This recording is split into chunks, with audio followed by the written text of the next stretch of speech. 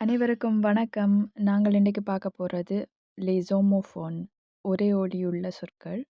இன்றைக்கு நாங்க பார்க்க போற வார்த்தைகள் என்னன்னா, "ça" "ça" அப்படின்டா இது. "ça"ன்றதுக்கு "cela" என்ற அர்த்தமும் இருக்கு. இது ஒரு pronom démonstratif. அதாவது ஒரு பொருளையோ, ஒரு ஆளையோ, ஒரு ஐடியாவையோ சுட்டி காட்டுறதுக்காண்டி பயன்படுத்துறது. உதாரணமா ஒரு வசனம் பார்ப்போம். "regarde ça" இதைப் பாருங்கள். அடுத்து பார்க்க போற வார்த்தை என்னன்னா, "ça" அவளுடைய SA வருது. ஒரு அட்ஜெக்டிவ் பொசெசிவ் உடைமை பெயரடை. "la robe" என்றா உடை, அது பெண்பால்ல இருக்குது.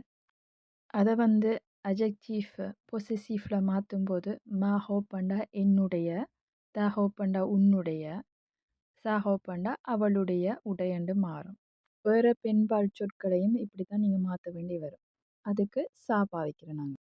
"Il a pris sa veste" அவன் தன் ஜாக்கெட்டை எடுத்தான்.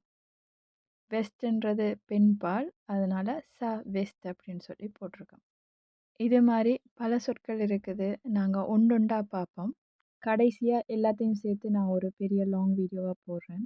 உங்களுக்கு இந்த பாடம் விளங்கிச்சா என்னன்னு பார்க்குறதுக்கு கடைசியா உங்களுக்கு டிக்டே ஒன்றும் காத்திருக்கு. உங்கள மாதிரி ஃப்ரெஞ்ச் படிக்க ஆர்வம் இருக்க மற்றாக்களோட தயவு செஞ்சு இந்த காணொளிய பகிர்ந்து கொள்ளுங்க. பல நல்ல வீடியோக்கள் பார்க்கணும்னு சொன்னா மறக்காம சப்ஸ்கிரைப் பண்ணிக்கொள்ளுங்க. நன்றி.